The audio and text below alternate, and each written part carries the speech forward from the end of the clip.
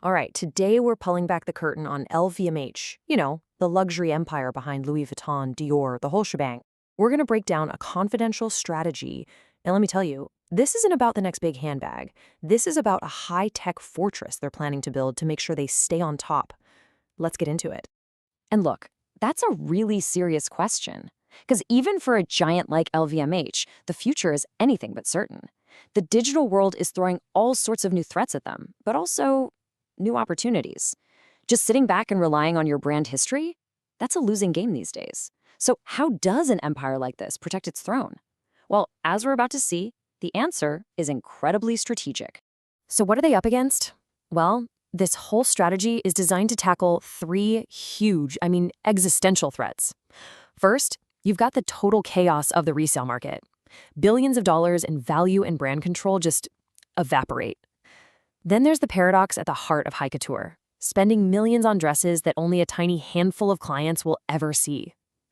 And finally, the problem of keeping that personal high-end touch with your best clients who are scattered all over the globe. Now, here's what's so fascinating about the solution they've come up with.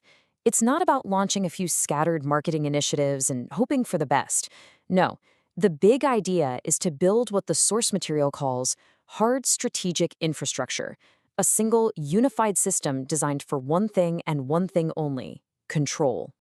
And this is it, the luxury control platform. Now, pay close attention to the language here. It's both defensive, right, to guard against those threats we just talked about, but it's also offensive, to proactively go out and extend the company's power. The goal is to restore and extend control. This is the whole game, and it's all built on three very distinct pillars. So let's dive into the first pillar. It's called Club LVMH, and its mission? Well, it's simple but incredibly audacious: to finally get a handle on the wild west of the resale market. Think about it, right? Right now, when a vintage Dior bag gets sold on some random website, LVMH gets nothing. Zero revenue, no data, and absolutely no control over how its brand is presented. The solution isn't to try and shut down resale. That's impossible. The really brilliant move is to own it, to create a walled garden where Club LVMH is the only official place to get your items authenticated. Okay, so here's the real talk. This is what the board of directors actually hears when this gets pitched. They're not hearing fuzzy words like community or sustainability. They're hearing the language of power and money, control, conversion of leakage into revenue, and my favorite, first-party data. This is all about turning a massive weakness into a powerhouse strategic asset. On to pillar number 2, Atelier LVMH.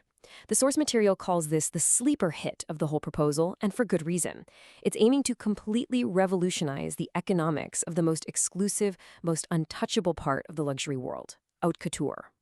You see, the problem with couture is this crazy imbalance. You spend millions of dollars on shows that only a few hundred people ever actually see in person. So the solution is to reframe couture not as just a physical dress, but as scalable digital intellectual property. Now, this isn't about selling dresses online. It's about offering remote craftsmanship access, an exclusive digital front row seat to see the artistry up close. And once again, let's translate this for the C-suite. What they hear is a way to finally make real money from their most prestigious asset without making it feel common or cheap. That's scalability without dilution. It's about extending their cultural influence way beyond the runways of Paris and creating a new way for aspiring customers to connect with the brand, all while keeping the actual product incredibly exclusive. It's genius. All right, pillar number 3, Palazzo LVMH. This one tackles the clienteling crisis, and that's just a fancy way of saying it's really, really hard to maintain those deep, personal, high-touch relationships with your top clients when you're a massive global company. The challenge is just basic logistics. Your absolute best personal shopper in Paris can't be in New York and Dubai at the same time, right? It's impossible. The solution here uses AR and VR to turn those top salespeople into global assets. All of a sudden, that exclusive flagship store experience isn't tied to a physical location anymore. It's portable. It can be delivered right to your client wherever they are. So what does the leadership hear? They hear the holy grail of modern retail: one-to-one luxury restored at scale. You get all the intimacy and personalization of a real human service, but without the astronomical costs of trying to have that service everywhere in the world. And critically, every single one of these interactions creates what the source calls data-rich intimacy, giving the company incredible new insights into its most valuable customers. So, we've got these three really powerful pillars. But here's the thing. Their true genius isn't what they do alone. It's how they're designed to lock together into one seamless integrated system. And this slide right here, this shows the whole machine at work. You've got Club, which controls the entire product lifecycle. You have Atelier, which expands your reach while cutting costs. And then Palazzo protects that all-important prestige while boosting your margins.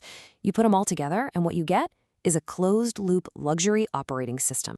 But wait, because here comes the real masterstroke. The true brilliance of this strategy isn't just in what it does. It's in what it very carefully and very deliberately avoids doing. This slide is so important. I mean, just look at the column on the left. This platform avoids all the classic tech traps that end up cheapening luxury brands. There's no gimmicky metaverse nonsense, no relying on fleeting influencers, and absolutely no discount culture. Instead, every single piece is built on principles that preserve prestige, controlled access, appointment-based logic, and keeping that human relationship front and center. So, after laying all of this out, after all the data and the strategy, it all comes down to a single sentence. The one line that's designed to get the final green light from the very top. Seriously, think about it for a second. If you had one sentence to get this whole thing approved by the CEO, what would you say? And there it is. That's the line that unlocks the room. And you want to know why it's so powerful? Because it completely reframes the entire conversation. It immediately says this is not another trendy tech project.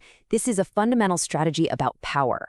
It speaks directly to the core anxieties of every luxury leader on the planet today. Control over ownership, access, and relationships. So that's the playbook. A pretty fascinating blend of modern tech and timeless strategy for defending a kingdom. And it leaves us with one final question for you. Now that you've seen this model, what other area, whether it's high-end watches, fine art, or classic cars, do you think needs this kind of closed-loop control the most?